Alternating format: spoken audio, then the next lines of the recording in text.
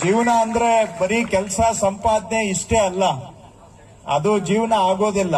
ಅದು ನಾವು ಸಾಂಸ್ಕೃತಿಕವಾಗಿ ಸಂಪದ್ಭರಿತವಾದಂತಹ ಮಲೆನಾಡಿನ ಶಿವಮೊಗ್ಗದಲ್ಲಿ ನಾವು ಇವತ್ತಿಲ್ಲಿ ಸೇರಿದ್ದೇವೆ. ಜೀವನ ಹೇಗಿರಬೇಕು ಅನ್ನುವ ಪರಿಕಲ್ಪನೆಯನ್ನ ಈ ಮಲೆನಾಡಿನ ಅನೇಕ ಚಿಂತಕರು ನಮ್ಗೆ ಕೊಟ್ಟಿದ್ದಾರೆ. ಕೆಲಸನೂ ಒಂದು ಭಾಗ, ಸಂಪಾದನೆನೂ ಒಂದು ಭಾಗ, ಆದ್ರೆ ಜೀವನದಲ್ಲಿ ಸ್ವಲ್ಪ ಕಲೆ ಇರಬೇಕು, ಸಂಸ್ಕೃತಿ ಇರಬೇಕು, ಕ್ರೀಡೆ ಇರಬೇಕು, ಹವ್ಯಾಸ ಇರಬೇಕು, ಪ್ರಪಂಚವನ್ನ ತಿಳ್ಕೊಳ್ಳೋ ಆಸಕ್ತಿ ಇರಬೇಕು. ಇವೆಲ್ಲ ಇದ್ದಾಗಲೇನೆ ಜೀವನ ಅನ್ನೋದು ಅರ್ಥಪೂರ್ಣವಾಗಿ ನಡೆಸಲಿಕ್ಕೆ ಸಾಧ್ಯ. ಹಾಗಾಗಿ ಆ ರೀತಿಯ ಒಂದು ಪರಿಕಲ್ಪನೆಯನ್ನ ಇಟ್ಕೊಂಡು ಇವತ್ತು ಕ್ರೀಡಾಕೂಟವನ್ನ ಮಾಡಿ ಸುಮಾರು 2200ರಷ್ಟು ಅಧಿಕ ಗ್ರಾಮಾಡಳಿತ ಅಧಿಕಾರಿಗಳು ಸ್ಪರ್ಧೆಗಳಲ್ಲಿ ಇವತ್ತು ಭಾಗವಹಿಸ್ತಾ ಇದ್ದಾರೆ ಅಂತ ಕೇಳಿ ನನಗೆ ಬಹಳ ಸಂತೋಷ ಆಯಿತು.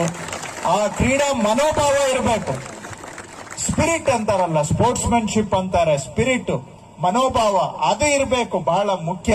ಸೊ ಹಾಗಾಗಿ ಗೆಲ್ಲೋದು ಬಿಡೋದು ಅದೆಲ್ಲ ಆಮೇಲೆ, ಆದ್ರೆ ಒಂದು ಆ ಜೀವನವನ್ನ ಸಂಭ್ರಮಿಸುವಂತಹ ಮನೋಭಾವ ಇದೆಯಲ್ಲ, ಅದಿದ್ರೇನೆ ನಮ್ಗೆ ಜೀವನದಲ್ಲಿ ಸುಖಕರವಾಗಿ ಬದುಕಲಿಕ್ಕೆ ಸಾಧ್ಯ.